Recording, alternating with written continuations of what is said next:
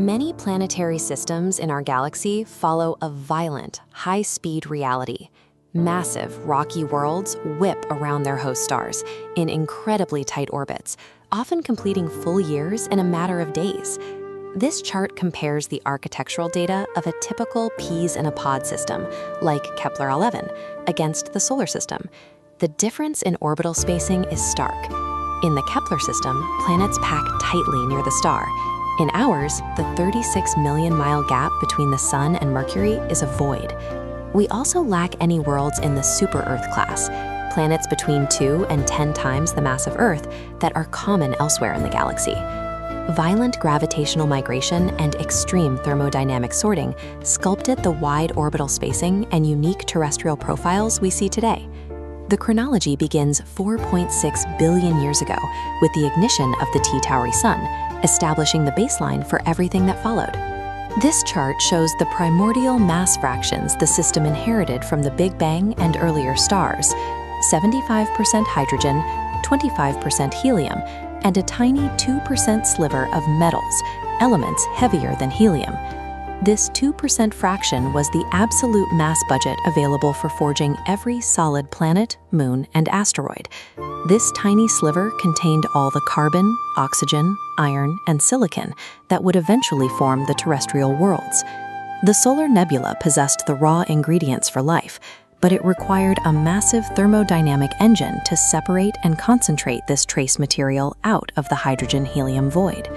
This top-down model illustrates the frost line, a thermal boundary at 2.7 AU that dictated chemical condensation based on proximity to the Sun. Interior to this line, temperatures were too high for water to condense. Only refractory silicates and metals could form solid planetesimals, while volatiles vaporized and were pushed outward. Outside the line, the abundance of water ice and volatiles provided the necessary bulk for gas giant cores to grow through rapid accretion. For the inner planetesimals, the decay of short-lived radioactive isotopes like aluminum-26 acted as an intense thermal engine, triggering internal melting from the inside out. This melting led to the iron catastrophe. As internal temperatures exceeded 1500 degrees Celsius, dense liquid iron and nickel began to percolate through the mantle and sink toward the center to form a distinct metallic core. This process sorted elements by their chemical affinities.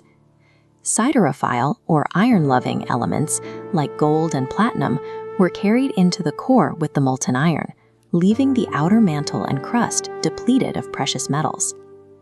This internal separation concentrated the dense metallic ingredients required for a core, setting the stage for the magnetic fields that eventually dictate a planet's survival. The planets did not stay where they were born. Jupiter, through Type II migration, began spiraling inward from its original position at 3.5 AU due to drag from the gas disk. Jupiter acted as a gravitational snowplow, moving as close as 1.5 AU from the Sun and truncating the inner planetesimal disk at 1.0 AU. This truncation boundary explains the mass anomaly of Mars. Without enough local material, the planet only accreted about 10% of Earth's mass.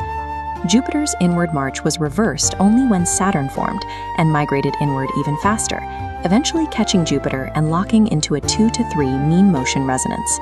This resonance altered the gravitational torques from the gas disk, causing the tack. Both giants reversed their trajectories and migrated outward to their current positions.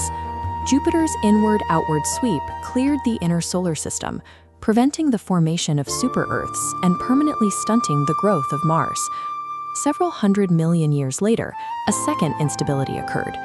The NICE model suggests the giant planets originally occupied a compact configuration, surrounded by a massive disk of icy planetesimals. As Jupiter and Saturn drifted into a 1-to-2 resonance, they triggered a systemic instability. The orbits of Uranus and Neptune were pushed violently outward, penetrating the icy disk. This scattered trillions of icy bodies throughout the system, sending a massive influx of material hurtling toward the inner planets. This was the Late Heavy Bombardment, an intense cratering period that served as the primary mechanism for delivering water and organics to dry terrestrial worlds. Mission data supports this primordial chemistry. Japan's Hayabusa 2 mission returned fragments from asteroid Ryu, revealing complex organic chemistry present in the early solar system. The same orbital resonance that caused a catastrophic bombardment also delivered the volatile chemistry required to spark life on Earth. Earth's success is a result of its mass and liquid outer core, which generated a strong magnetic field to shield its water from solar radiation. Contrast this with Mars. Because it was stunted by Jupiter's migration, its smaller mass led to rapid internal cooling. Its magnetic field failed billions of years ago, allowing the solar wind to strip away its atmosphere. Data from the Tianwen-1 mission confirms that before this failure, Mars possessed a thick atmosphere and an ancient northern ocean. Radar mapping reveals dried shorelines and layered subsurface structures beneath the desert surface. Venus faced a different catastrophe. Its extremely slow rotation prevents the generation of a core dynamo, leaving it without a global magnetic field. Exposed to the solar wind, Venus lost its water vapor and developed a runaway greenhouse effect, transforming into a high-pressure furnace.